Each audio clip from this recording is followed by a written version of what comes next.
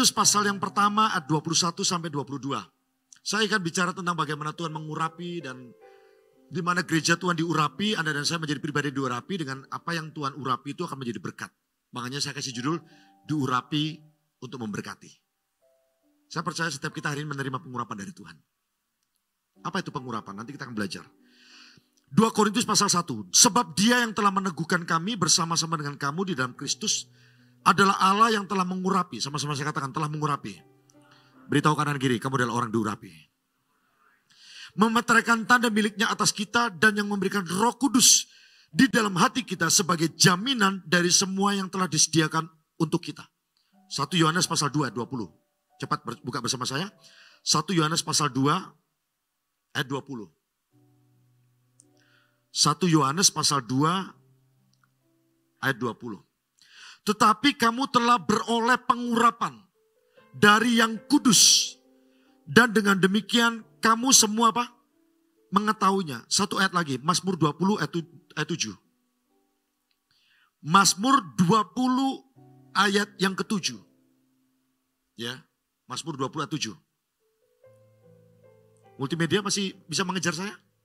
Haleluya. Jempolnya mantap. Kayak dua tokoh politik yang hari ini bertemu. Merah dan biru, mereka kasih jempol. Pak John tahu aja ya, saya bukan orang politik, tapi kita berusaha untuk coba berdoa. Supaya di tahun politik tahun depan, pergantian presiden, Tuhan berkenan, bangsa kita tetap aman, sejahtera, diberkati oleh Tuhan. Gereja juga harus terus berdoa buat keamanan negeri ini. Mazmur 27, sekarang aku tahu, berarti sebelumnya belum tahu. Sekarang aku tahu, apa kata pemazmur? Bahwa Tuhan memberikan kemenangan kepada siapa? Orang yang diurapinya. Dan menjawabnya dari sorganya yang kudus dengan kemenangan yang gilang gemilang oleh tangan kanannya. Saya interest atau tertarik dengan kalimat Tuhan memberi kemenangan kepada orang yang diurapi. Perhatikan, ternyata kemenangan itu gak perlu lagi kita kejar kalau kita tahu bahwa kita adalah orang yang diurapi Tuhan. Artinya sederhananya begini, kemenangan itu akan otomatis diberikan bagi orang-orang yang hidup berjalan di dalam pengurapan Tuhan. Sama-sama saya katakan dahsyat. Semua katakan luar biasa. Bahkan dikatakan orang-orang kudusnya akan mendapat kemenangan yang gilang gemilang. Oleh apa? Tangan kanan Tuhan. Makanya saya mau Anda dan saya hari ini kita sama-sama memahami. Dan semakin memahami keberadaanmu sebagai gereja Tuhan. Berjalan dan hidup dalam pengurapan. Karena ini juga yang menjadi doa gembala saudara. Makanya Koaan kemarin minta bagaimana saya mengingatkan kembali kepada jemaat. Bahwa Anda adalah gereja yang bukan cuma memiliki talenta dan bakat, ada yang pelayanan PAW, multimedia dan sebagainya. Tapi di balik talenta dan kemampuanmu untuk melayani ada urapan, ada anointing, ada kuasa daripada Tuhan. Orang bisa nyanyi, orang bisa main musik, tapi tanpa pengurapan, permainan musik dan cara mereka bernyanyi berhenti hanya sampai di jiwa orang-orang yang dilayani. Tapi kalau Anda melayani dengan pengurapan Tuhan, sampai roh orang yang dilayani, itu mengalami terobosan yang dari Tuhan. Makanya seorang yang membagikan firman lewat CG, Ketua CG, sponsor juga bisa ya, bagian SM kan, firman. Setiap orang punya talenta dengan belajar di CGT kan kita diajar bagaimana membagikan firman dan sebagainya. Tapi kalau tanpa pengurapan, itu tidak akan pernah bisa membuat dampak apa-apa bagi orang-orang yang kau layani. Makanya setiap orang hari ini sekali lagi mengingatkan dirimu bahwa Anda dan saya adalah pelayan-pelayan Tuhan yang diurapi oleh Tuhan. Makanya gak heran, pengurapan itu yang memampukan kita nanti mengerjakan banyak hal, bahkan melebihi dari kekuatan kita sebagai manusia. Karena pengurapan itu datang dari Tuhan, katakan datang dari Tuhan. Dalam hidup ini pengurapan sangat penting. Pengurapan datangnya dari atas bukan dari bawah, datangnya dari sorga. Satu-satunya yang punya pengurapan itu adalah Tuhan. Dan dia adalah sumber pengurapan. Makanya kalau kita mau dipakai lebih, kita gak boleh bergantung dengan kekuatan kita sendiri. Kita harus bergantung dengan sang sumber pengurapan itu. Saya percaya tim praise and worship kita, tim pujian penyembahan kita akan dipakai luar biasa. Setiap Anda menyanyi dan melantunkan nada atau tangga nada, itu akan mengalir berkat-berkat kesembuhan. Saya masih ingat dalam satu ibadah itu ada orang muda yang mengalami kelepasan. Setiap pemain drumnya pukul tas, simbal. Tas itu di bawah orang, tas. Dan setiap hentakan, petikan bass gitar kita itu, kalau kita melakukannya dalam pengurapan Tuhan, jangan pernah remehkan loh. Itu ada kuasa yang mengalir, ada pengurapan Tuhan yang bekerja. Orang sakit disembuhkan, orang terbelenggu dengan kuasa roh jahat, mereka akan mengalami kelepasan dan kemerdekaan. Jangan dipikir Anda asyir cuma shalom, welcome home. Anda pikir cuma welcome home, shalom begitu, tidak punya kuasa. Kalau Anda berjalan pengurapan, shalom Anda itu akan mendatangkan damai sejahtera yang sebenarnya dari Tuhan. Welcome home, tiba-tiba ada sebuah penerimaan yang mengalir bagi orang-orang yang hidupnya merasa ditolak, dikucilkan. Saya bilang bahwa setiap pelayan Tuhan di Gereja Mount Saron, khususnya Samarinda, tidak boleh melayani tanpa pengurapan Tuhan. Kok gak ada amin? Ya lumayan lah ada amin sedikit. Katakan, amin. Dia memberikan kepada orang-orang mencari Tuhan. Tuhan mencari orang-orang, dan Tuhan ingin menemukan orang-orang mencari dia. Orang-orang yang terus bergantung kepada Tuhan. Karena apa? Pengurapan itu akan memampukan kita untuk melakukan perkara-perkara yang luar biasa dalam hidup kita. Pemimpin CG atau ketua CG, ayo berjalan dalam pengurapan Tuhan. Supaya CG-mu menjadi CG yang hidup, CG yang kreatif, CG yang inovatif. Gereja yang betul-betul memiliki keadaan roh yang menyala-nyala. Kenapa? Ada orang-orang di dalamnya yang berjalan di dalam pengurapan Tuhan. Di luar sana ada banyak gereja deh, apapun juga bentuk nama sinode organisasinya. Dan bukan hak saya untuk menghakimi. Tapi dibutuhkan gereja yang berjalan dengan pengurapan Tuhan. Karena gereja kayak begitu yang akan mengalami terobosan di dalam kehidupan jemaatnya. Karena gereja yang berjalan dalam pengurapan bahkan bisa mendapatkan sesuatu yang melebihi dari ekspektasi mereka. Semua orang itu punya harapan, semua orang punya ekspektasi. Tapi dengan pengurapan, apa yang Tuhan kerjakan lebih dari apa yang kau harapkan. Ada amin. Saya percaya ketua CG yang berjalan pengurapan tidak akan pernah kendor imannya. Jadi di mana kita lagi persiapan turbo group, racing leader, persiapan pemimpin. Selama engkau berjalan dengan pengurapan Tuhan, saya percaya Tuhan akan memampukanmu untuk menjadi pemimpin-pemimpin yang akan memultiplikasikan CG, akan melahirkan pemimpin-pemimpin berikutnya. Katakan yes. Amin. Daud itu pemimpin yang berjalan dengan pengurapan Tuhan. Makanya gak heran. Dia bisa melahirkan orang-orang hebat berikutnya. Triwira contohnya. Bukan Triwiranya. Om Irwin. Ini Triwira yang di Alkitab. Ya, teman-teman bingung. Apa maksudnya? Itu nama perusahaannya dia. Triwira. Tapi Triwiranya Daud itu adalah orang-orang lahir dari pengurapan seorang pemimpin, seorang leader. Yang berangkat bukan dengan pengalaman. Tapi dengan apa? Hubungan yang dekat dengan Tuhan. Daud itu tidak punya pengalaman sebetulnya. Bahkan Daud adalah seorang pemimpin yang tidak bergantung dengan fasilitas. Ada orang bilang, kalau aku di fasilitas baru nanti berhasil lah. Baru gerejaku besar. Baru company-ku perusahaan nanti bertumbuh. Tidak dengan Daud. Dia cuma dengan 5 batu dan alat ketapel itu ya. Bahasa lainnya, bahasa sederhananya.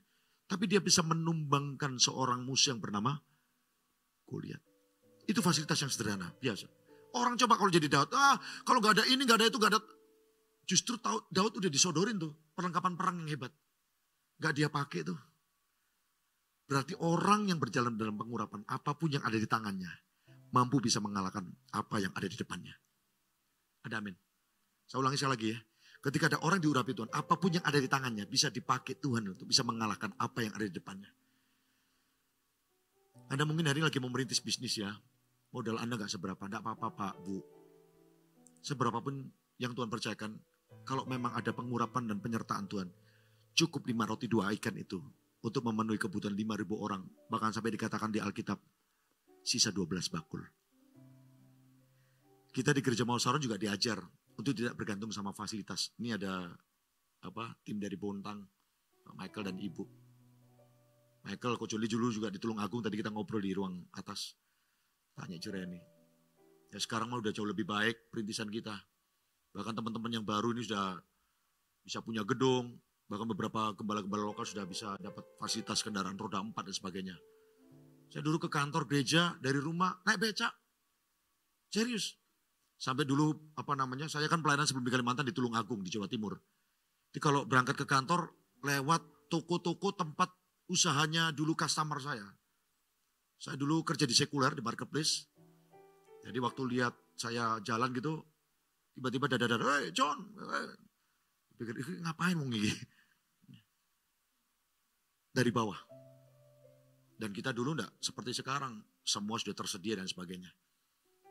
Tapi saya tahu bahwa hari ini atau hari itu saya diutus Tuhan, diberikan kesempatan oleh Tuhan, diurapi oleh Tuhan.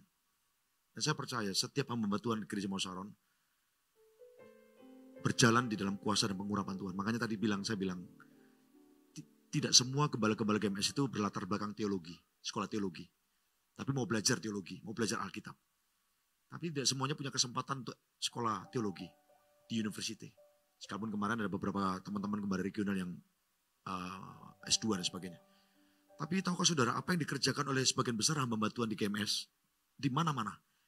Itu boom, boom, boom, boom. 2 minggu lalu saya ke Bekasi. Baru 2 bulan jadi gereja lokal. Saya tanya gembalanya berapa jemaatnya? Udah 1.000 lebih. Ya kan? Di Sampit kemarin. Ya kan?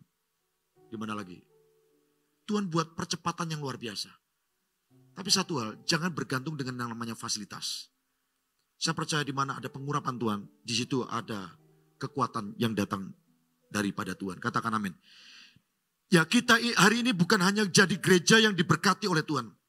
Tapi kita juga harus jadi gereja yang diurapi oleh Tuhan. Dalam perjanjian lama, pengurapan hanya diberikan kepada orang tertentu. Kepada sebagian orang. Ya kan? Kalau kita belajar di Alkitab, bagaimana mereka diolesi minyak, dituangi minyak. Sebelum apa? Mereka menjalankan tugas-tugas dari Tuhan. Kita lihat sebentar di 1 Samuel pasal 10 ayat pertama. 1 Samuel pasal 10.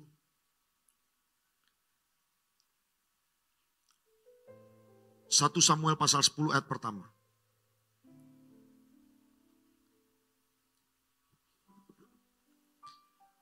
Satu Samuel pasal 10 ayat 1. Lalu Samuel mengambil buli-buli berisi minyak, dituangnya ke atas kepala Saul, diciumnya dia sambil berkata, bukankah Tuhan telah mengurapi engkau menjadi raja atas umatnya Israel? Engkau akan memegang tampuk pemerintahan atas umat Tuhan. Engkau akan menyelamatkannya dari tangan musuh-musuh di sekitarnya. Inilah tandanya bagimu bahwa Tuhan telah mengurapi. Katakan telah mengurapi. Semua lebih kompak, katakan telah mengurapi.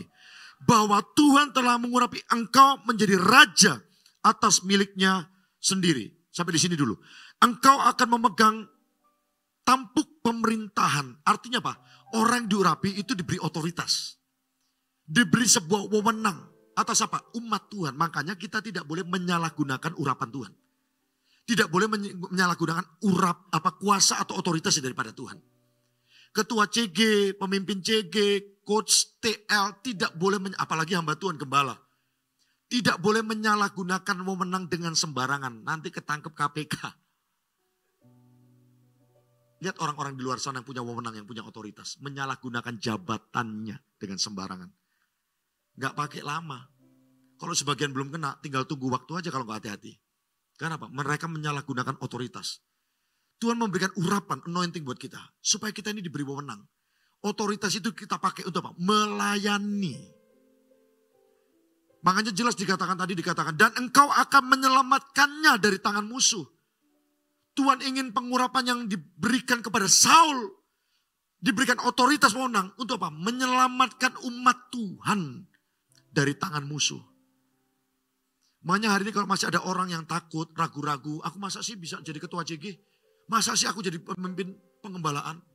Selama Tuhan mengurapimu, Tuhan beri otoritas dalam dirimu. Tuhan juga yang akan memampukanmu.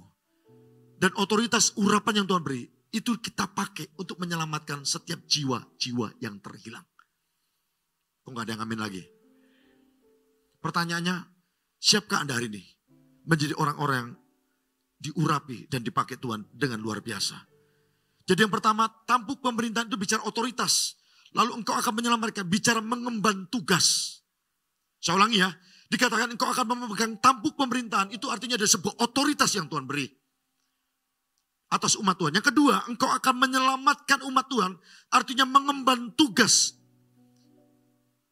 untuk menyelamatkan umat Tuhan dari tangan musuh. Dan inilah tandanya bagimu, Tuhan telah mengurapi engkau menjadi raja atas miliknya sendiri. Artinya apa? Kita ini diakui sebagai utusan Tuhan. Orang yang diurapi adalah orang yang diutus oleh Tuhan. Dan kalau Anda sudah diurapi Tuhan, mari beri dirimu untuk boleh ada di dalam pengutusan Tuhan. Makanya Anda gak boleh jadi orang yang malas. Anda adalah orang yang diutus. Orang yang diurapi adalah orang yang diutus oleh Tuhan. Diutus di mana? Di marketplace. Diutus di mana? Di dunia pekerjaan. Diutus di mana? Di kantormu, di keluargamu. Yang hari ini mungkin sebagian besar mereka belum dalam Tuhan. Tapi ada maksud dan tujuan di mana engkau diutus di sana. Dan pakai urapan otoritas itu untuk apa? Memenangkan mereka. Dan kebenaran ini gak banyak bisa dipengerti oleh banyak orang Kristen.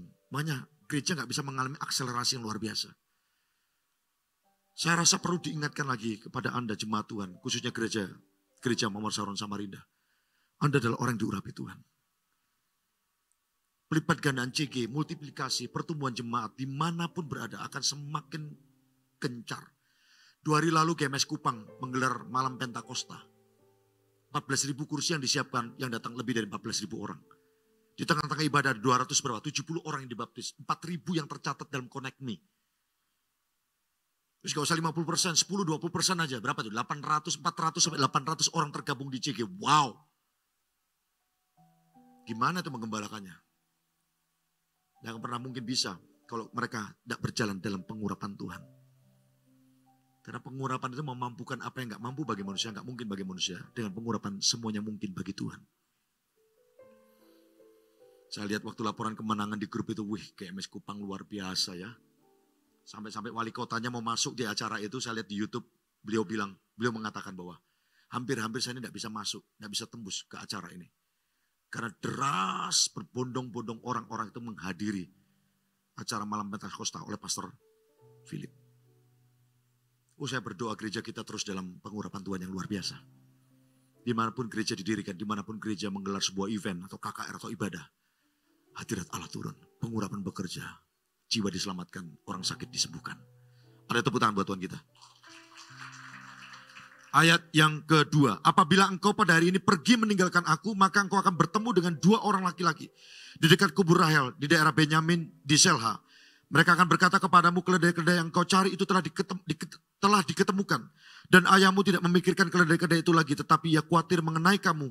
Katanya, apakah yang akan kuberbuat untuk anakku itu? Kita lompat di ayat yang ke-6.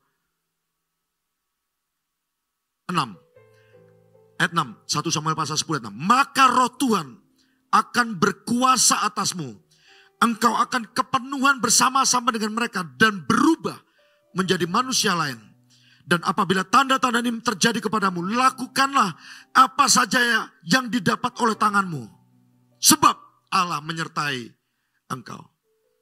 Ini luar biasa.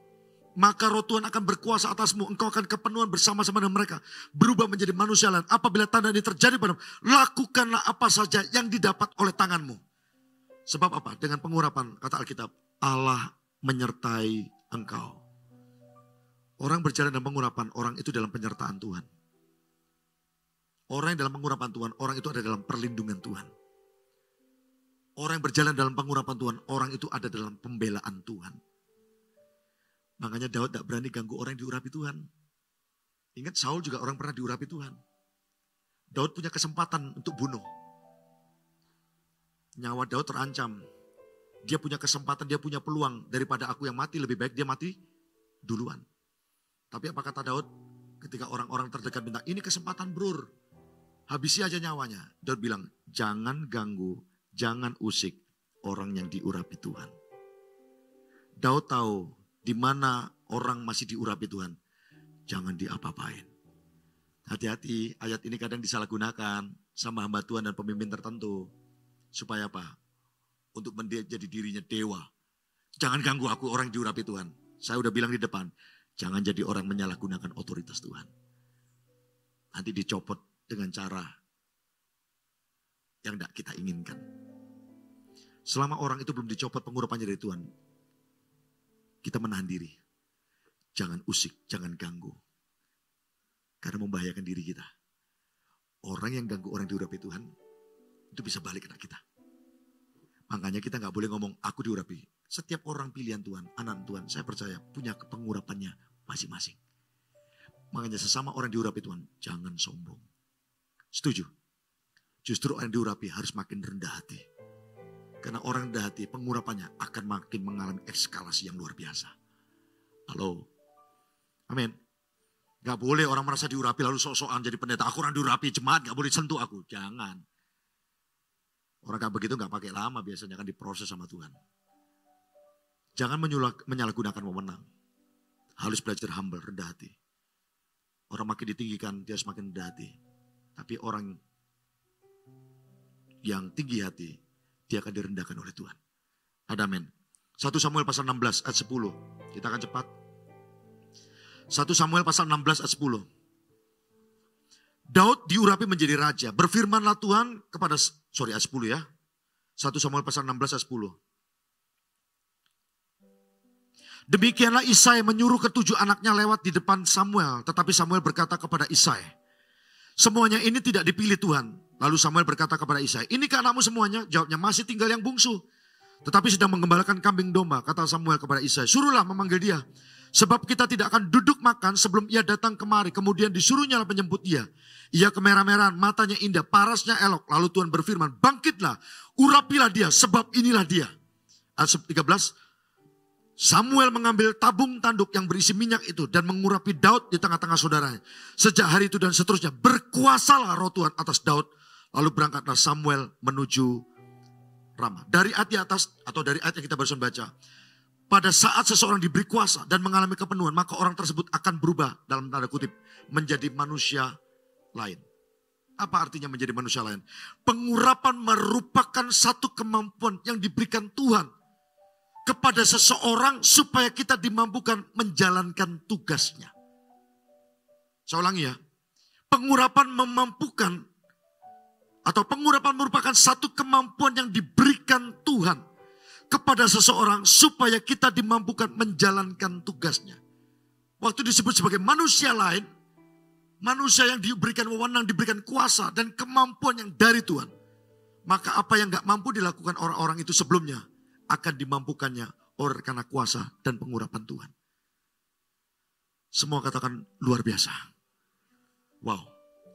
Berarti ada 4 hal yang diberikan oleh kemampuan dalam pengurapan Tuhan. Kemampuan ini berbentuk supernatural. Yang pertama, bisa berupa kekuatan. Orang yang diurapi ketika dia lemah, dia menjadi orang yang kuat. Orang yang diurapi, dia orang yang diberi otoritas. Orang yang diurapi adalah orang yang diberi hikmat sama Tuhan. Bahkan orang yang diurapi adalah orang yang diberikan keberanian oleh Tuhan. Ada berkat di balik pengurapan Tuhan. Yang pertama tadi kekuatan, yang kedua tadi otoritas, yang ketiga tadi hikmat, yang keempat berkat di balik pengurapan Tuhan ada keberanian. Makanya pengurapan itu seperti kayak apa ya? Ya ada menyebutnya jubah atau seragam begitu ya. Nggak kelihatan dengan kasat mata, tapi itu melekat bagi orang-orang yang dipilih oleh Tuhan. Itu kayak mantel gitu loh. Pastor Philip pernah bahas tentang mantel urapan ini. Makanya saya pernah dulu pulang dari Israel. Biasa kalau orang perang Israel kan bawa botolan itu apa? Anggur. Ya kan? Saya waktu itu bawa, saya lupa berapa botol. Masuk di X-ray. Lolos aman. Giliran jemaat yang lain. Tiba-tiba ada petugas yang baru baju biru tua itu loh. Dipanggil tasnya begini. Tahu petugas apa? Bea cukai. Itu orang yang diberi wewenang. Dia kalau angkat begini, semua orang harus patuh. Karena dia punya otoritas. Anda di pinggir jalan atau ada di jalanan, ketika ada di lampu merah, tiba-tiba ada apa namanya, Anda terus lanjut terus, dan Anda tidak berhenti. Tiba-tiba ada orang pakai baju seragam tertentu. Pret! Coba Anda sekali-sekali Anda lari, Anda dikejar, Anda melanggar hukum. Itu orang diwewenang, diberi otoritas. Dia berhak untuk mengatur Anda atau menindak Anda. Tahu nggak, di dalam dirimu orang diurapi Tuhan, itu ada mantel yang melekat. Makanya jadi orang Kristen jangan takut sama roh jahat. Ke kamar mandi, gayung jatuh, gelodak lari. Anda orang diurapi Tuhan. Justru setan yang lari terbirit-birit meninggalkan Anda. Jangan Anda yang lari terbirit meninggalkan setan.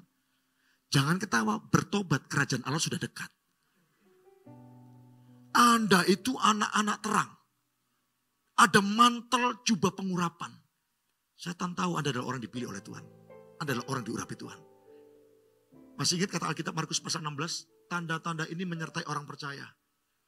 Apa itu? Mengusir setan demi namaku. Menumpangkan tangan atas orang sakit jadi sembuh. Berbahasa baru dan seterusnya dan seterusnya. Mengusir setan demi nama Tuhan loh. Jangan takut. Anda punya pengurapan. Kalau ada orang manifest kerasukan, hardik. Jangan malah Anda ketakutan lalu panggil Pak Aan ada orang kesaksian setan doain, panggil full timer, panggil pendoa. Anda yang harus layani. Lihat wajahnya udah banyak ketakutan. Masa sih Pak Pendeta? Anda harus percaya bahwa Anda adalah orang diurapi Tuhan. Anda punya kuasa. Katakan yes. Anda gak perlu lagi panggil pendeta, hamba Tuhan, pendoa. Pakai kuasa Tuhan dalam hidupmu. Saya rasa waktunya Anda mulai bangkit dan bergerak. Setiap orang disebut anak Tuhan, berjalan dalam pengurapan dan kuasa Tuhan. Kasih tepuk tangan buat Tuhan kita. Artinya apa? Orang-orang berseragam tadi. Jika seseorang itu diberikan sebuah kepercayaan oleh instansi lah atau institusi tertentu untuk menjalankan tugasnya, maka orang-orang itu berhak memakai seragam dengan datang dengan kuasa. Dia punya wewenang. Tapi sekali lagi saya ingatkan, tidak boleh menyalahgunakan wewenang dengan tujuan-tujuan yang tidak berkenan. Gak lama pasti dicopot dengan orang itu. Tadi kita lagi ngomong ya, lagi viral. Ada 2-3 orang yang itu loh, lempar anjing ke sungai yang berisi buaya. Ternyata anjing ini anjing peliharaan mereka katanya. Dan mereka marah kenapa kok anjing itu dilempar 2 orang di ayunan begini. Karena mereka jengkel, sering makan makanan cateringnya mereka. Dan mereka pakai seragam. Mereka lempar 1, 2, 3. Kasihan betul itu anak anjing. Masuk di rawa-rawa yang berisi buaya. Sempat dengar suaranya. Gak lama hilang suaranya senyap. Masuk tenggelam. Diterkam sama buaya. Apa semua kasih tahu buat Anda? Seragam itu menandakan simbol institusi tertentu. Makanya ketika ada orang Kristen yang buat problem di luar sana. Mau tidak mau Anda mencoreng nama baik Tuhanmu. Bisa paham maksud saya? Tadi sore saya baca berita, 2 atau 3 orang dipecat akhirnya. Karena ketahuan dari seragam dan nama mereka. Dari perusahaan tertentu. Karena perusahaan tidak mau mempekerjakan orang yang melanggar hukum. Dapat sesuatu kira-kira maksud saya? Mari sama-sama kita jalankan tugas dan amanat agung dari Tuhan dalam pengurapannya. Itu dengan benar dan bijaksana. Ada 3 hal bagaimana kita menggunakan urapan untuk memberkati. Apa tujuan Tuhan mengurapi kita? Yang pertama, catat baik-baik. Tuhan menyediakan urapan agar kita dapat melayani orang lain. Apa yang kita belajar dari pengurapan yang Tuhan berikan bagi kita?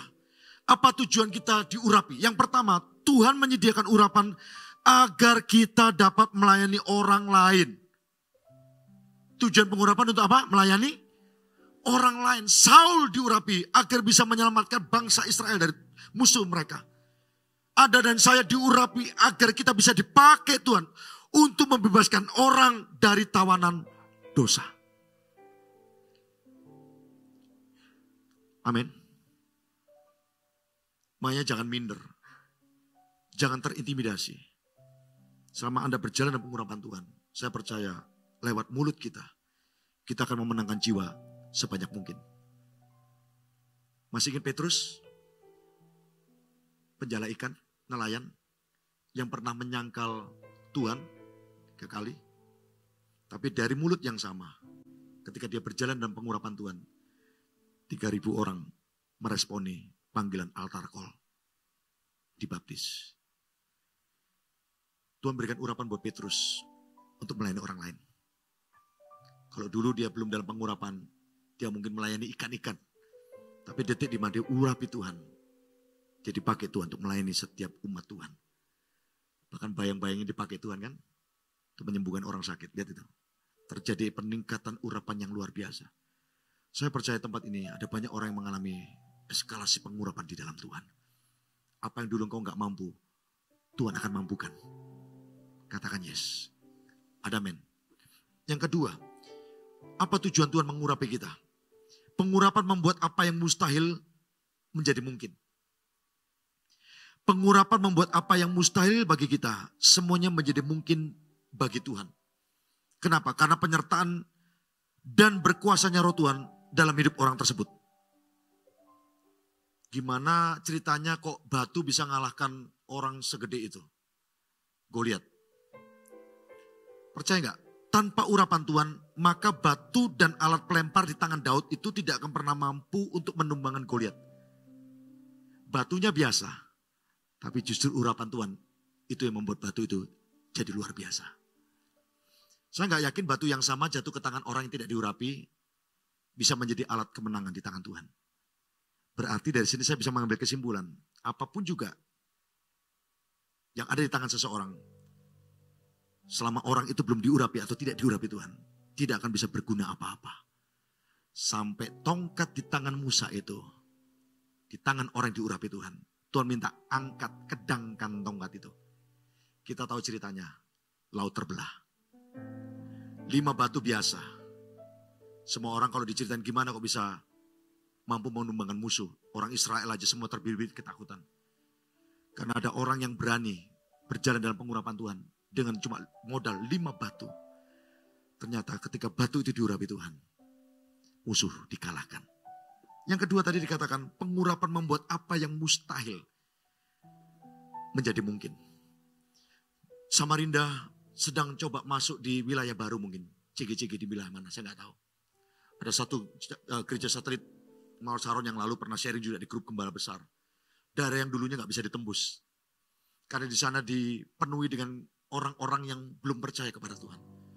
Di mana ada persekutuan orang Kristen selalu ditolak.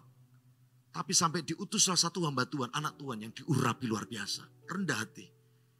Dia bawa dalam doa, dia pengen revival kebangunan rohani di wilayahnya. Dan dari itu terjadi kelompok-kelompok sel yang mulai tumbuh, mulai lahir. Apa yang mustahil bagi manusia? Detik di mana dijumpai orang diurapi Tuhan. Semuanya mungkin bagi Tuhan. Ada amin. Termasuk Anda seorang pengusaha. Kalau Anda pengusaha yang diurapi Tuhan, orang lain bilang sepi. Tapi karena usaha itu ada di tanganmu. Ada orang bilang begini, Pak Pendeta, bisnis apa yang rame? Usaha bidang apa yang rame? Saya bilang semua bidang usaha pasti rame. Mau buah, mau kesehatan, mau jasa, mau elektronik, alat listrik, konstruksi. Selama bisnis itu jatuh di tangan orang yang diurapi Tuhan dan tidak malas hidupnya. Dan sungguh-sungguh berharap dan mau berusaha. Saya yakin setiap bidang usaha itu pasti akan berhasil dan diberkati oleh Tuhan. Ada amin. Semua orang bisa jadi hamba Tuhan. Semua orang bisa membangun gereja. Tapi hanya orang yang berjalan dalam pengurapan Tuhan. Apa yang gak mungkin bagi hamba Tuhan itu.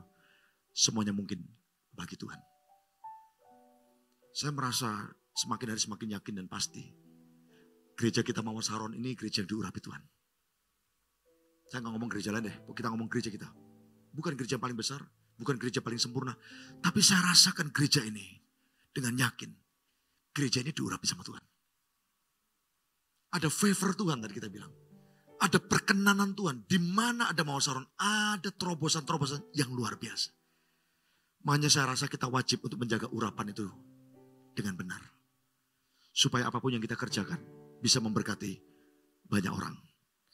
Ada tepuk tangan buat Tuhan.